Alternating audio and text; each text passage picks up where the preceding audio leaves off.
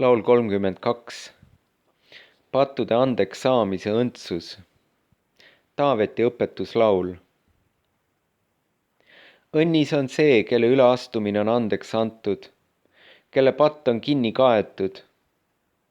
Õnnis on inimene, kellele Jehova pahategu ei arvesta ja kelle vaimus ei ole kavalust.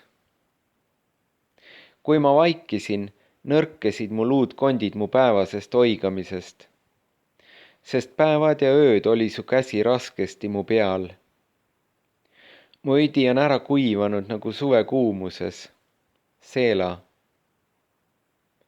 Oma patu ma andsin sulle teada ja oma pahategu ma ei katnud kinni.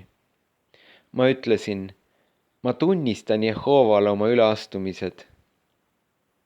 Siis andsid sina mu patu süüteo andeks. Seela. Sellepärast palugu sind kõik vagad sel ajal, kui sa oled leitav. Tõepoolest, suurte vete tõus ei ulata mitte nende ligi. Sina oled mulle pelgupaigaks, sa hoiad mind õnnetuse eest. Sa ümbritsed mind päästmise hõiskamisega. Seela. Sa ütled, ma teen sind targaks ja õpetan sulle teed, mida sul tuleb käia. Ma annan sulle nõu oma silmaga sind juhtides.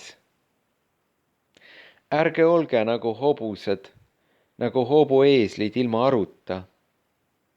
Neid tuleb suuliste ja valjastega taltsaks teha, muidu nad ei tule su ligi. Õelal on palju valu, aga kes loodab Jehova peale, seda ümbritseb heldus. Rõõmutsege Jehovas ja ilutsege te õiged ja hõisake kõik, kes olete õiglased südamelt.